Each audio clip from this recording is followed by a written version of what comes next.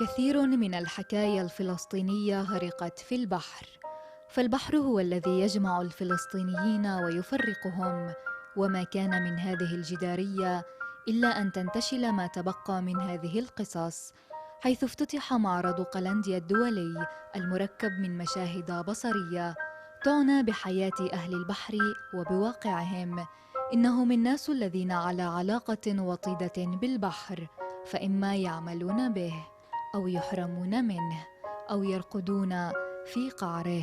البحر كان دائما هاجس لنا، لأنه إحنا بنقوم بنشاط بفلسطين، ولكن إحنا قلبنا وعقلنا وفكرنا مع كمان أهالينا اللي موجودين في الدول المجاورة وخصيصا سوريا. فاللي بنشوفه من مآسي وكوارث بسوريا، وكيف إنه هدول الناس صاروا يرتادوا البحر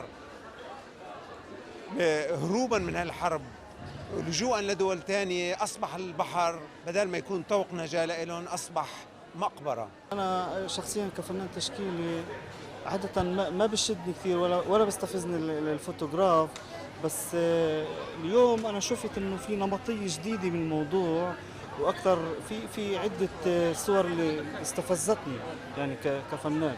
في نفس الوقت الذي تستعرض به المشاهد من مدينة حيفا، يفتح المعرض أبوابه في غزة وبيروت ولندن بغية كسر الحصار وتقصير المسافات، حيث أن الفنانين الفلسطينيين الذين لم يتمكنوا من القدوم إلى ميناء حيفا تركوا رسائلهم عن البحر.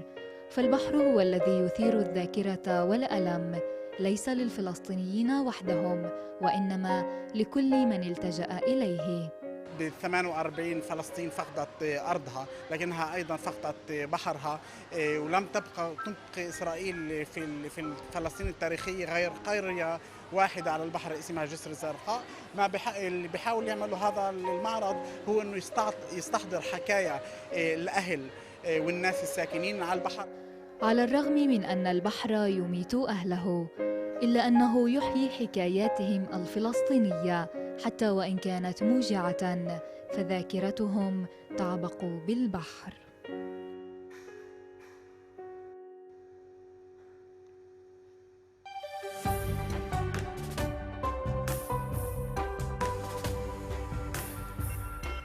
وعدنا للاستوديو مشاهدينا، وعودة مجددا لأهل البحر وللحديث عن الفنانين المشاركين في أهل البحر وعن رمزية جديدة هشام اللي بدنا نحكي فيها من خلال هذا الطرح الفني. أصبح بالخير على الفنانة منال محاميد، أهلا وسهلا فيك. صباح النور. يسعد صباحك.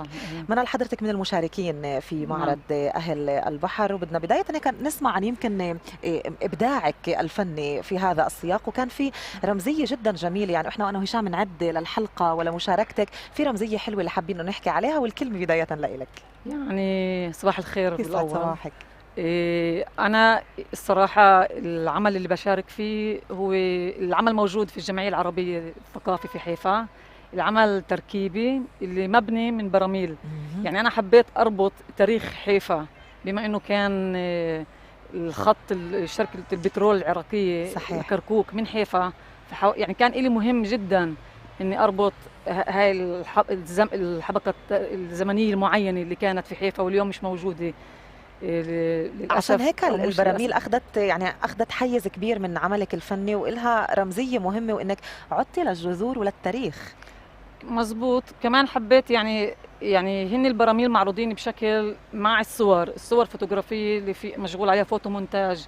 كمان الصور مأخوذة من إرشيف حيفا، صور قديمة لحيفا مع دمج صور لليوم، كيف حيفا اليوم.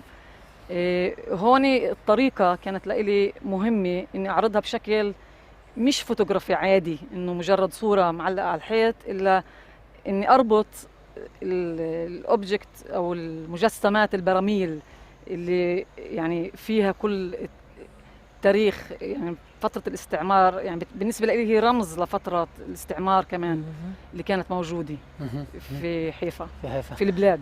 منال، يعني أول شغلة أنا لما إحنا كمان استضفنا هون محمد بدارني اللي هو اللي مشرف على هاي قيم المعرض.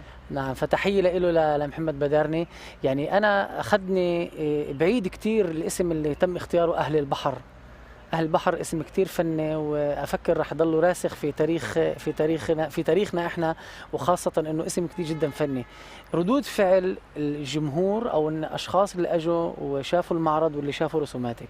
يعني أنا بشوف كتير مهم إنه حيفا موجودة بالصورة.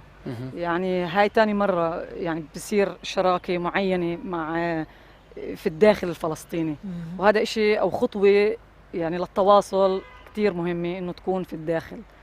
وكمان إنه في جمهور يعني عندنا للأسف يعني مرات بحس إنه الثقافة أو الفنون البصرية ما ماخذة حقها كيف ما لازم. فهذا إشي جديد عم بيصير، يعني أنا يعني كتير مبسوطة إنه بلشنا نحكي بثقافة شوي نوعا ما مختلفة، لأنه كمان هاي مهمة.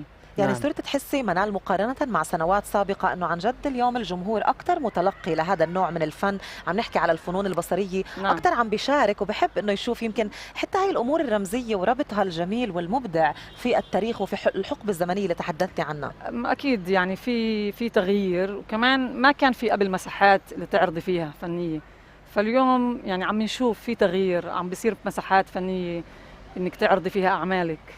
نعم. فهذا كمان بيساعد انه يكون يعني انت لما يكون عندك مساحه فببلش تفكري كيف تعملي كمان برنامج اللي هو كمان تربوي، كيف تربطي مع المدارس. صحيح. او مع يعني بصير في حركه مختلفه. نعم. منال، يعني احنا كوننا فلسطينيين وكوننا اقليه وكوننا بنحمل قضيه كثير كبيره، وهذا الصراع المستمر اللي مش عم بنتهي، يعني بتحتم علينا كفنانين دائما نضلنا حاملين قضيتنا، ودائما بالفن نتناول هذا الموضوع. الفن اللي احنا طبعا نتعاطى معه بتحتم علينا احنا الفنان الفلسطيني.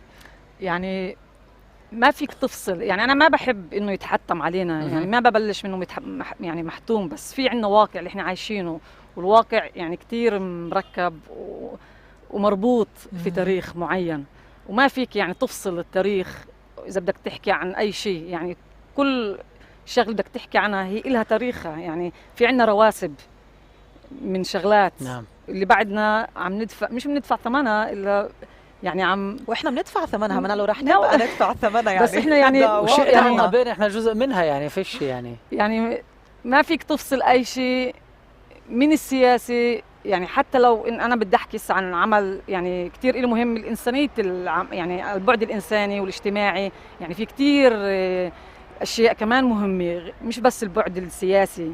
اكيد.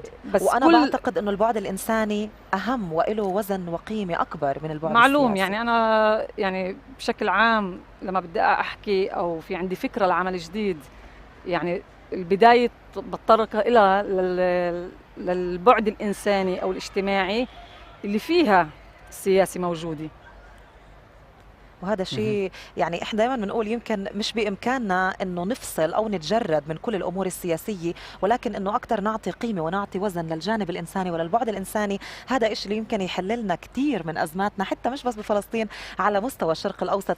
منال، بدي اسالك وعن جد بحب اخذ منك جوابك شوي بعيدا عن الشعارات. احنا دائما لما بنتلقى فن معين، على سبيل المثال عزف او غناء، بنقول قديش احساس الفنان بالشيء اللي هو عم بيعمله بيوصل الرساله اسرع. تحديدا بدي اسالك على موضوع المجسمات والمنتوجات الفنية والإبداع الفني البصري. عن جد بتآمني إنه كمان الفنان لازم يكون حاسس بالإشي اللي هو عم بيعمله لحتى توصل الرسالة للمتلقي، ولا ممكن إنه نفصل الإحساس؟ ممكن أنا يكون في عندي فكرة إبداعية أجسدها وبعيدا عن إحساسي فيها. يعني مهم الإحساس يكون موجود، بس ما بعرف إذا دائما الفنان فيه أو بيقدر وعنده المقدرة إنه يوصل هذا الإحساس للمتلقي والمشاهد. يعني بس مهم إنك أنت كفنانة هذا الشيء يكون موجود، لأنه إذا مش موجود بفكر ما بيكون حقيقي. يعني ما بتكوني أنت. صحيح. بعملك. يعني أنا لما بعمل هالعمل أو بشتغل عليه بحس حالي إني موجودة في العمل، وفي بصمة خاصة اللي هي دائما بترتبط بالشخص اللي هو عم بيقوم. لكل فنان فيه له وصفته الخاصة فيه. نعم. مزبوط. نعم. يعني احنا هيك نرجع شوي صغير لواقعنا الصعب جدا هنا كأقلية عربية، وبغض النظر عن الموضوع السياسي كمان، ان الفن بشكل عام بالعدد القليل الموجود، بالمعارض القليلة الموجودة، بتشجيع القليل الموجود، وكونك امرأة متخيل كان في بعض الصعوبات. فهل صعوبات مضاعفة يمكن للفنان؟ أنا يعني يعني في صعوبتين في انك انت كمان كاقليه عربيه وكمان كامراه هون موجوده. أقلية فلسطينية في إسرائيل. نعم. في لها خصوصيه بنقدرش يعني ننكر. بفكر يعني ما فهمت بالضبط ايش قصدك لما في تحكي انه صعوبات، امرأة يعني. في صعوبات عندك كانت اجتماعي موجوده واجهتك في كل مجال المهني تبعك؟ كوني امرأة؟ كونك امراه وكونك كمان كاقليه عربيه. لا كوني امرأة ما بفكر. مه. يعني انت تثبت وجودك. بفكر انت يعني كامرأة مفروض تكوني يعني اكيد في يعني يمكن في بيئة معينة الاشي ممكن يكون اصعب. مه. بس لإلي شخصيا لا ما كان عندي صعوبات. وشو الصعوبات اللي بتواجه اليوم الفنان التشكيلي او الفنان اللي بيتعامل مع الفن التصويري في البلاد عندنا هون؟ انك تنتج كيف يعني؟ اولا حكينا قبل بالنسبه للمساحات اللي ممكن تعرض فيها فكرتك او حابب بتوصلها عالميا او حتى محليا، ما موجود، ما في كفايه مساحات. يعني اذا بدنا نحكي عن الجمعيه العربيه يعني يعني هاي شيء جديد، ما في كتير مساحات. هاي واحد. اثنين كمان نقدر نحكي كمان على الشق المادي، الميزانيات. هاي المرحله الثانيه. هذا الشيء اللي لازم يكون الاول. لا يعني لا اذا موجود مادي وما في مساحه فلا ايش يعني وين بدك تعرضي؟ دائما بالضبط، لانه دائما يعني كل شخص اللي هو منخرط في المجال الفني بغض النظر هيك في اي زاويه من هذا العالم الواسع، دائما بنتذمر وبنقول شح الميزانيات. وما بنقدرش ننكر هشام انه الشق المادي بيلعب دور. يعني نعم. زي ما حكت منال انه اذا ما فيش عندنا امكانيه انه ننتج، بالتالي كمان مش رح نقدر نستقطب جمهور، بالتالي مش رح يكون في عندنا مساحه للتعبير. مزبوط. كمان يعني بالنسبه للدعم المادي، بما انه احنا يعني مواطنين بهالدوله وكوننا فلسطينيين، ففي كتير يعني كل حركات المقاطعة إذا بدنا نحكي عنها ونفوت فيها، مع إني ما حابة أفوت فيها، في كتير إشكاليات وصعوبات. إنك يعني أوكي أنا موجودة بهالبلادي يعني وحقي أكون هون، مش بس حقي يعني حقي يعني إني كمواطنة أخذ مثلا ميزانية أو ما أخذ. يعني في كتير إشكاليات. يعني وين أنت موجود؟ يعني نفس الوقت أنت بدك تنتج، بدك تعمل عمل جديد، بدك تعرضه. نفس الوقت إذا في ميزانيات اللي فيك تأخذها من أي جهة الميزانية يعني. وهذا اللي عم بيسبب لنا أزمة بشكل أو بآخر. كتير. يعني إسا سمعتوا يمكن عن الفيلم طبعا اللي في زميلنا العزيز دريد للداوي اللي كان واحد من نجوم هذا الفيلم. يعني في مشكلة إنهم يشاركوا في مهرجان، مع إنه الفيلم عم بيحكي عن قصة فلسطينية وهن فلسطينية وما يعني ما حدا عم بيستنى شهادة. ومن ناحية ثانية منال حكيتي عن حقنا وعن تواجدنا هون. أنا اليوم حقي كجزء من هذا المجتمع إني أخذ ميزانيات وإن كانت من المؤسسة الإسرائيلية. ليش لازم يكون الإشي يمنعني إنه يعني في كتير الرأي والرأي الآخر في هذا الموضوع. بفكر يعني أنا كتير يعني بعطيكي مثل، كنا مثلا معرض برا في أمريكا، بسبب كل هاي الحملات اللي بتنادي للمقاطعة يعني آخر القصة المعرض التغى. نعم. فأنا أنا يعني بفكر إن إحنا بحالة شيزوفرينيا معينة لأنه عندنا تناقض هالقد كثير. يعني أوكي يعني بنفس الوقت إحنا موجودين هون وفي قرابة 2 مليون يعني فلسطينية، 1.5 هذا بعد ما بالنسبة قربنا. يعني وبنفس الوقت عم نقول إحنا يعني بما إنه هون يعني في إلنا حقوق هون. يعني انت هاي بلادك. نعم. بتعرفي شو انا عندي سؤال. يمكن ما في جهه اللي تشرح الوضع او توضحه بشكل اهون.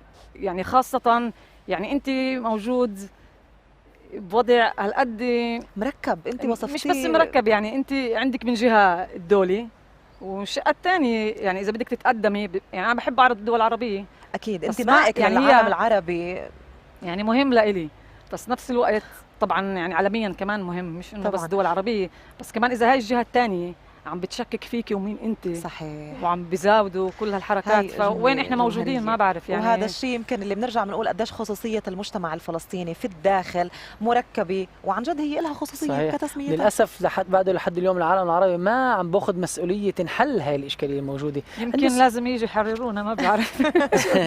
عندي سؤال منال، يعني احنا بنرجع لوضعنا الداخلي. يعني انا اليوم عتبي على المركزين الفعاليات الثقافيه الموجودين في البلدان والقرى العربيه. ليش لما لما في معرض عن الشكل ما بيتم استضافته في البلدان والقرى العربيه تبعتنا، كنت بتحبي انه يكون في تعاون وتكاتف حول يعني هذا انه الموضوع؟ المعرض ينتقل لمحل نعم ثاني. نعم. يمكن السبب بيرجع انه ما في، كمان مره بنرجع لمساحه، انت بحاجه لمساحه انك تعرض العمل. فاوكي وين بدك تعرضه؟ هسه نفكر انه نجيبه على الناصري. وين؟ يعني في كتير اشكاليات. صح. بدك تصريح من البلديه، وبدك بنايه اللي تستضيف العمل، بدك جهه لتستضيف العمل. يعني يعطيكم العافيه على الاستمرار في هذا النضال، لانه الواقع الفني في بلادنا عن جد بتواجهه كثير تحديات اصعب من ايش اي شخص ممكن يتخيل. منال محمد، بدنا نشكر تواجدك معنا، نتمنى لك دوام التميز والنجاح، واجمل تحيه كمان لكل اخواننا في ام الفحم من خلالك. شكرا لحضورك. في حيفا انت في حيفا، ولكن محاميد دائما برتبه على فكره حيفا وام الاصل الفحم. محاميد يعني؟ محاميد كمان موجوده في كل محل، يعني بفكر يعني الاصل من حوران. هاي معلومه جديده لي، مع انه انا بنت حيفا. من حوران؟ في حيفا، يعني انا اجيت حيفا قبل 16 سنه، بس في كمان محاميد بحيفا. اهلا وسهلا باهل حيفا وباهل ام الفحم وبكل مشاهدينا. شكرا لك وصباح الخير منال محاميد.